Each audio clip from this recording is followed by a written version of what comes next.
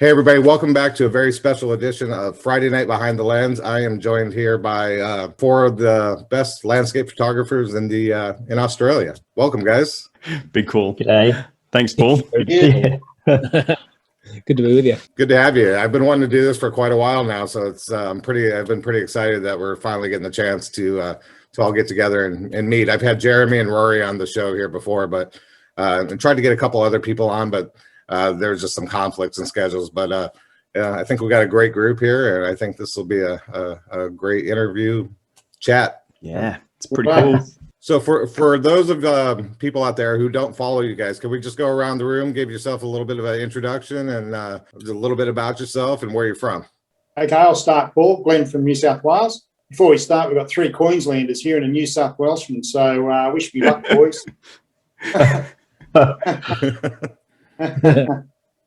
That's an in-joke, Paul, by the way. So, it's a bit like the Canadians and the Americans. Yeah. You don't confuse them. Otherwise, you've got a massive issue. Look, mate, I've been involved in photography for over 40 years. I'm an old bloke now. And I've first picked up the camera when I was probably, 7 or 8. And ever since then, I've just loved photography. It's been a passion of mine, which I've been very lucky to turn it into a profession in the last 15 years. And basically what I do, my landscape photography is a way of me relaxing. And that's why I do it. I love going out in the bush. I like doing the YouTube videos when I'm not teaching people. For me, teaching photography is another passion, and that's where the business virtually started, where I conduct workshops and one-on-ones very similar to this that you do, Paul, and it's been a pleasure. I also do commercial work for chefs, centre of plate meals and that sort of photography for magazines and for brochures. Like I think the guys in Queensland really get the Coles and Woolworths and Hourly brochures. Well, I do a lot of that work. I'd like some of these chefs, Paul, to feed me at the end of the day, but the buggers don't. So anyway, I don't eat what I photograph, but at the end of the day, landscape photography for me is just a passion, and I'm lucky to live in an area where it's actually just finished raining and it's very humid here. The waterfalls are my passion where I live here up near the Blue Mountains, and I know you guys in Queensland have a few up there as well. I have been up there. You've got a beautiful state, guys, and if you ever come down here, just give us a yell and I'll take you out and show you some of the ground here. But that's me in a nutshell. I'm a shoot cannon, have done so for many, many years, and I just love still using a big, heavy camera.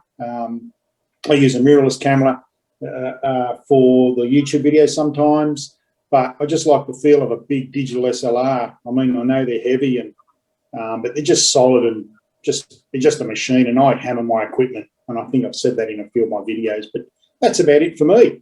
Sounds good. Jeremy, why don't you go next? Yeah, I think Glenn covered a lot of what I would have said. Been on your show before, so just do primary landscape photography in my YouTube channel. I've just been doing it just over a year now, so that's real my interest is and sort of my passion. Definitely getting out there, just doing adventure vlogs. That's how I started. Just wanted to video my adventures basically, and that's really it. So yeah. And Jeremy, you're from Gold Coast, right? Beautiful. Oh, Beautiful Gold Coast. Yeah, Gold Coast. I'm not a Queenslander. I'm actually born in Victoria. So, I live on the Gold Coast. Yeah. And you grew up in New Zealand, or you lived in New Zealand for a while? Yeah. I did a lot of schooling. Grew up in New Zealand. I've lived everywhere: Sydney, Europe, and a lot of Queensland, Noosa, and now I'm on the Gold Coast. Okay, Rory, you're up. All right. Hey guys, Rory. So also primarily landscape photography, but do a little bit of, tutorials, providing tips and that video there. I've been into landscape photography for probably a couple of years now. I'm definitely not as professional as Glenn there, but again, it's a hobby of mine. It's relaxing as well. It's a good way to wind down. I'm also based southeast Queensland. I'm between Brisbane and the Gold Coast. So it's not the most stunning place. You got to travel pretty much either way to get anywhere interesting. I was born in the UK, so but I've lived here primarily in Queensland, no other states. I lived in China for a bit. That's practically a quick summary of myself. And you met your wife in China, is that correct? Yeah. I was studying and working there for quite a few years. At one point, we were both teachers of the same school, so kind of a cute story, I guess. But yeah, it was a lot of fun living and studying there. Completely different culture, and that kind of just stemmed out of when I was a kid. We traveled a bit, but like the one place we never traveled was Asia. And coming from England, like when you think of the other side of the world, it's either Australia or like China or Japan. So really wanted to go somewhere different. And I wish I was better at photography when I lived in China because I missed so many good photos. Oh, sure. I have got a whole bunch of bad photography from there, but we live and we learn. And how's your baby doing? Yeah, he's 14 months, just over a year now. So if you do hear him crying, his bedroom's just there. He's in bed. Wish me luck. But no, he's good. He's a lot of fun. He's a lot of fun. Many years to come of fun and other things. Yeah. Poo explosions. Had a lot of those. Exactly. All right, Ralph, you're up, buddy. Yeah, well, I'm from the Goldie as well as Jeremy and Rory. Live really close to Burleigh, which is some of the best seascape photography, I reckon, in the world. Might be a little bit biased there, but gosh, we're spoiled, that's for sure. Got into photography years and years and years ago when the idea of having a camera and capturing a moment that's kind of unique in time that can never, ever be repeated really grabbed hold of my attention, I think. And then for years, you go on holidays or this and that, and you'd have a camera there and really enjoyed that.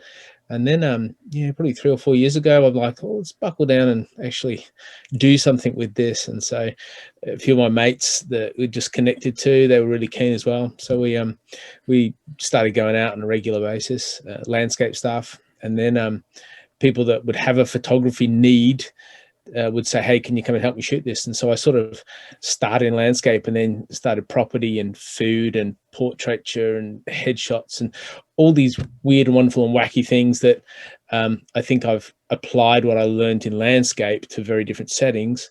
And really, I have developed this, I guess, desire to be able to take a really good photograph of anything. And still a long way to go, especially when it comes to people. I find people really challenging, exciting, but challenging to get the light right and the mood and all that sort of stuff.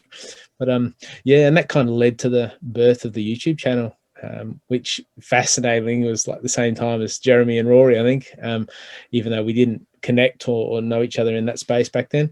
And so as you'll see from my channel, it's kind of a bit of everything, and that's more of a reflection of my interest in a whole variety of different photography. But at the end of the day, landscape's like therapy for me. Like you just go out and just seems like if the phone rings, it doesn't matter, you don't answer it. And if you're in that space of creativity and enjoying the beauty of it, even if it's just a shocker of a day, it's drizzly or overcast or you've missed the golden hour, there's something still about getting out there and just really enjoy it.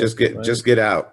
Just get out. That's so we have 3 Queensland guys and 1 from New South Wales. But you Queensland guys are kind of pretty close to the border of New South Wales. You don't like to admit it, but yeah, that's right. So is your travel still restricted right now? You can't go from state to state? No, you can now. Oh, you can? Yeah, between New South Wales and Queensland, you can. Okay. Yeah. So Not sure about Victoria. So this weekend, I spent most of my time just doing Australia research and watching your guys' channels. The one shocking thing to me, and maybe some other people out there that are watching, is how vast Australia is. It's massive, and other people that haven't been there, I don't think they understand that. But I mean, like your state of, am I calling it right? Is it a state? Is it a province? Is it a territory? State. Okay, state. Your state of Queensland is just massive. It goes so far north. And then, I mean, and then if you're going to travel all the way to the west coast of Australia, it's similar to traveling from New York City to Los Angeles here. It's just, It's multi-day. Yeah. Well, Paul, with you know, we travel to the States quite a lot. We go every year, but we couldn't this year because of COVID. Your country is 358 miles bigger than Australia, but the population of California alone, which I think is about 36 million or something, that's more than our entire country. Yeah. I mean, you people are insane. I mean, your country is, mate, your country is great. When I go there, I usually go for about 5 weeks. And when I fly back into Sydney, I'm depressed for 3 months because I look at things and I think we should be doing better. You know, I know we haven't got the population, but your country's a little bit bigger than ours, not by much, but we've got nothing in the middle. I mean, you fly over Vegas, and you people build a city in a crater, for goodness sakes. I mean, how the hell do you do that? So, you know, we've got nothing like that. From where I live, I can drive 6 hours and there's nothing. Where you do that in the States, well, you go into another city, it's incredible. So, yeah, you're right. Our country's big, but it's very, very vast. And the guys up in Queensland, they'll probably agree with me here, that everybody in our country wants to live around the rim, around the edges of the country, you know. Yep. There's nothing in the middle, and we just don't have the foresight to say, right, come to Australia, but we're going to put you in the middle and we're going to build something, you know. So it's a shame, you know. Yeah, I wish we had the population. Now, I know there's a Kiwi here, and New Zealand's got a very small population, but they get it right all the time, and that's a beautiful country. But no, our country's very, very sparse. Everybody wants to live around the edges of it. So, anyway, well, I noticed that on the map that if you wanted to drive from where you guys live over to Perth, you can't go straight through the middle. It doesn't look like you have to go along the southern border. Yeah, unless you take some real big dirt roads.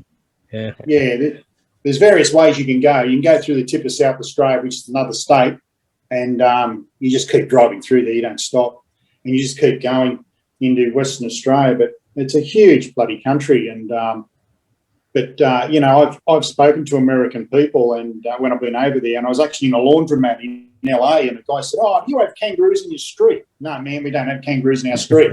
You know, so All the bees I do. Yeah. Queensland.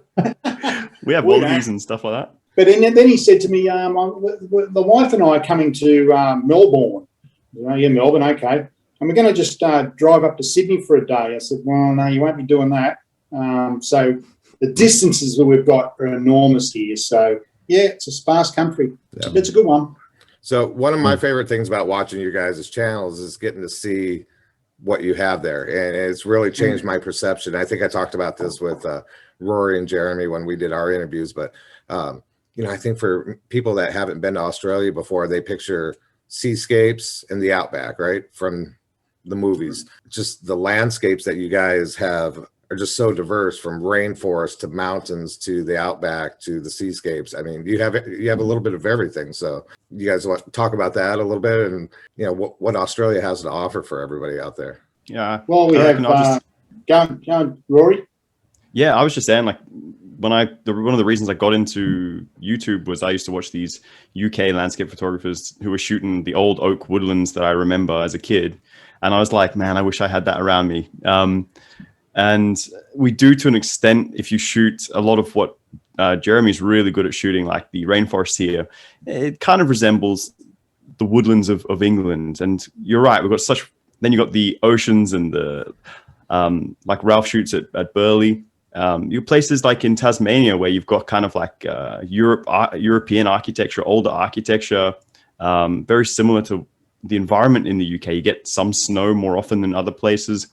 But then again, you can go up north in Queensland and go to beaches that look like the Maldives. Is it pronounced Maldives or Maldives? You know what I mean? So you can get such good variety. But yeah, just hard to travel. For me, I just love woodlands. Rainforests here are great for that. Crazy environment here. And where we're situated, like southeast Queensland, it's if you head an hour west, so go inland an hour, it's pretty black. And that's beautiful for astro. So shooting around the Gold Coast for astro is useless because there's too much light pollution. But head just an hour west, and there's a heap of dams and amazing scenery that when you open up your exposure for a couple of hours, you can get amazing results. So we really are blessed with the range. And then there's the city stuff and the street stuff. So whether it's Gold Coast or Sydney for yourself, Glenn, or up at Brisbane or anywhere, there's so many opportunities that really feel right on our doorstep. I would think for astrophotography, you probably have some of the darkest skies out there. Yeah, once you go, if you went to the Red Hot Centre, oh gosh, it'd be incredible. I've never been there to shoot astro, but it would be amazing. Jeremy, you spend all your time in rainforest lately. Yeah, just touching Ori. I reckon a lot of people get, when you watch these other guys from Europe, you sort of get a location envy. Like they get snow in these real awesome forests. But then you sort of look at where we live, and I sort of step back and go, nah, actually, we're pretty lucky down here to have what we've got, these amazing rainforests and waterfalls and seascapes down at Burleigh. So yeah, kind of step back and think, nah, I mean, I would love to go there and shoot for sure, but I think we're pretty lucky. I'm sure the guys up there look at our videos or some photos from Australia and go, I wish I was down there. So it's probably vice versa in that way. Are there any spots in Australia that do get quite a bit of snow? New South Wales, and Victoria. Yeah, I get it. Victoria, yeah, we get it here from probably July till about September. We'll get quite good snowfalls, but for me, it's all waterfalls up here. But it's very weather dependent. We need rain. When the rains are happening, I know that the waterfalls will be cranking up here. But yeah, we get snow here. We get sub-zero temperatures for days on end here. It's nothing like parts of the States or Canada or Europe, but we do get a nice covering of snow, which is quite nice to photograph in, especially around the waterfalls up here. And there's 156 waterfalls where I live, and I've only probably photographed 48 of them. And the reason being, going to move in. yeah. Well, the reason being, in the Blue Mountains, we'll leave now. Yeah, you've got the Blue Mountains. I don't know if you can see it. The Blue Mountains, the road, it's called the Great Western Highway, goes up over the mountain, and then everything else goes like that. So the walks in are downhill, but coming back up, man, they are lung busters. Seriously, I was on one on Saturday, and that was a killer. But once you're there, it's just absolutely superb. But we have to do a lot of climbing here, like walking up, virtually up cliffs. Once we finish our photography in the waterfall area, so it's not very flat ground where I live, but it does get very cold. The farther north you go, does it become more tropical? Oh yeah. Yep, for sure. So are there more rainforests and more waterfalls the more north you go? Yep, more leeches, more mozzies, more water, more humidity. Yeah, for sure. I don't want to talk about the wildlife, but more crocodiles up north. Yeah. Oh yeah.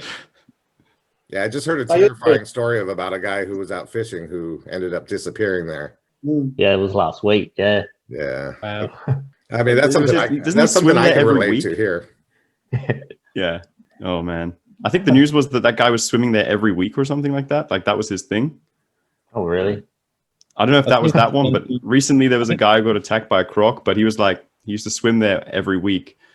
And there's a sign, the news showed there's a sign, it's like, beware, crocodiles are here. But I think the crocs learn the behavior too. They just wait for the regularity, like the cows coming down to the water, and then bang. He probably wasn't doing himself any favors. No. People do that here in Florida too. I mean, any freshwater lake or pond or canal that we have has signs that says, alligators present, no swimming, stay away from the river or the water edge. And yeah, you see people in there, jet skiing or water skiing or swimming, and it's insane. I mean, any freshwater, body of water that we have here could possibly have an alligator or two in it. So yeah. No, that's the golden rules. Stay away from the edge.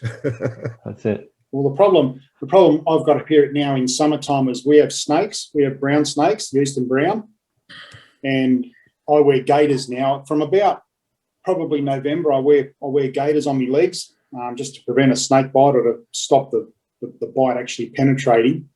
And I use those gaiters. I wear those gaiters for the period of summer, which is 3 months here. But we have some big eastern brown snakes here, which if they bite you and you're in a ravine or you're a long way away, you're in a world of hurt, man, because I've seen them.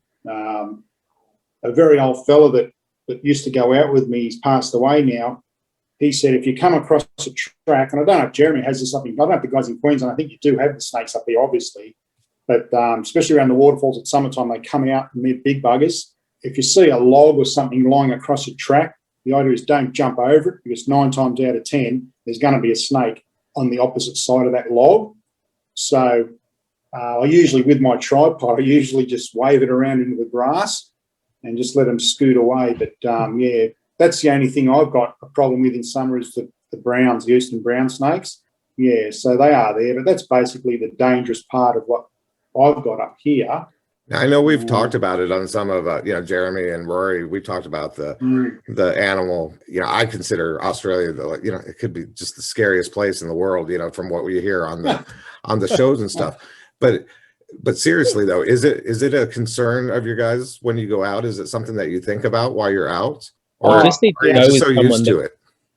Run slower than you are. You can just go with someone run slower. Push them over. Yeah, that'd be me. I'll be the slow one. So if you guys want to do a collab, use me as bait. It's fine.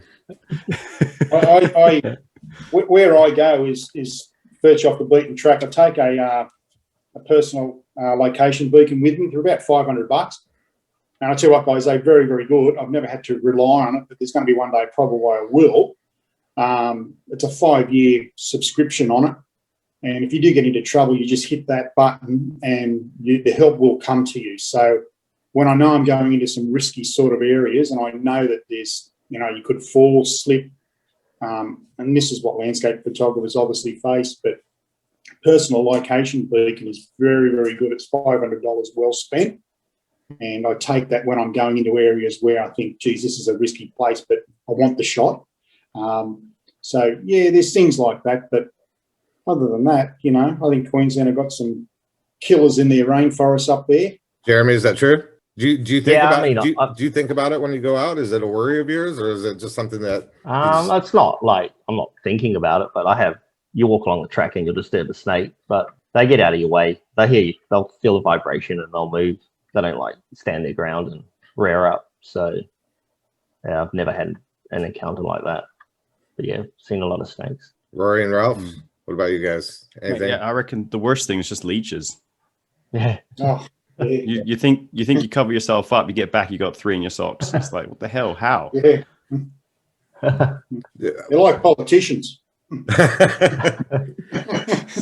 I don't think I've ever had a leech on me. What does it do? Does it just attach to you and you just peel it off, or? Yeah, most of the time you don't know what's on you.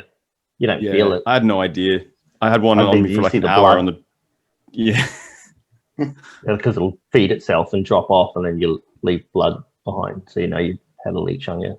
Does it do anything to you? Does it make you sick, or? You can keep.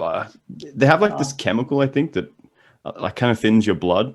I don't know if it's just at the wound or whatever, but few that I've had, I just kept bleeding for a while after it. It's not much. It's not like crazy, but it's a pain because your socks get all bloody. Because I was out there, I didn't have any bandages or band-aids, so took it it came off, and then I got home and the sock was just soaked. I was talking to Paul Compton from the UK last week. I don't know if you guys are familiar with his channel or not, but he says he uses a specific app. It's called God, I can't remember what it is now. I was going to download it and I haven't done it yet, but something about 3 words, and it's like a location finding app.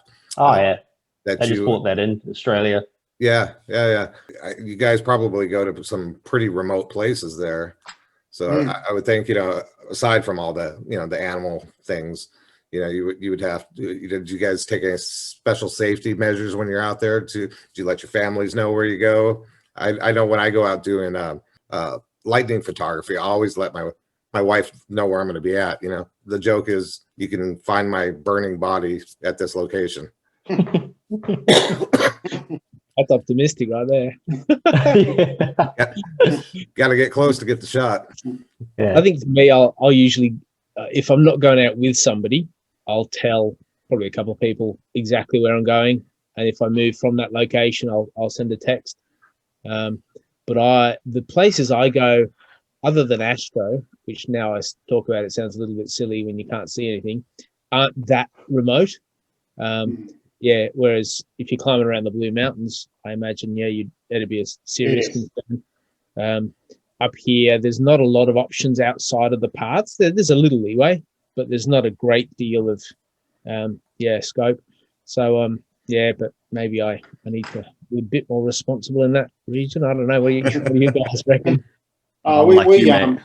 Not well prepared, really. Up here in the mountains, we lose probably 6-7 people a year, bushwalkers that fall off cliffs or just go missing. A lot of the bushwalking clubs up here, you can go to the police station. They will give you a personal location beacon. You put a deposit down, but I just brought mine anyway. Saves going to the police station, saving time. 9 times out of 10, I know if I hear a helicopter, Wales Rescue, and I think that operates in Queensland too from memory. I know that they're looking for somebody. It's either a retrieval or something else. So I tend to, my landscape photography, I'm going into areas where people don't go. And I do that for a reason, because one, it's I know that I'm not going to be bothered by tourists, which we need tourists up here because our area is a tourist area. But I'm going into some pretty risky places, but I do tell my family where I'm going, what time I'm due to leave there and what time I'm due to come home. So far, so good, no issues, but you've got to let people know, of course, where you are and what time you're coming back. Yeah, those are great tips. And I would say probably there for seascape photography as well. You have some of the heaviest surf in the world, Yeah, every so often there's a surfer or a swimmer or someone that either gets taken by a shark or just vanishes. I don't do any, I'd love to, but I don't do any in the water photography because the kit to do it is another price bracket up. And also I look at the shots people get and they're incredible. I know how tough it is to get those shots. So it's like another avenue of photography to throw yourself into. But yeah, it's you'll frequently, not every week, but you'll frequently hear of people like what Glenn was saying, that'll just go missing, or they'll be at a shark attack or drowning or something. It's really I mean, specifically what I was talking about was maybe as far as landscape photography, if you're getting down on those rocks a little bit too close and maybe a rogue wave comes up, it's it could be dangerous. It could be a dangerous situation especially if you're there alone doing it. Would make some good B-roll. I hope to never see that, Rory. Thanks, mate. All right, hey guys, I just got a message on the screen. We're going to run out here in about 5 minutes. You want to take a little break, and then come back for a part 2? Go, sounds good. Oh, Yeah, for sure. Yeah. All right. So the second link you got to send us. So for everybody watching, we're going to take a quick break. For your time, it'll probably be about a week. For our time, it'll be about 10 minutes from now, guys. Sound good? Awesome. And then we'll come back and do part 2. All right, guys. See you in about 10 minutes. See ya. See yous. All right. Bye.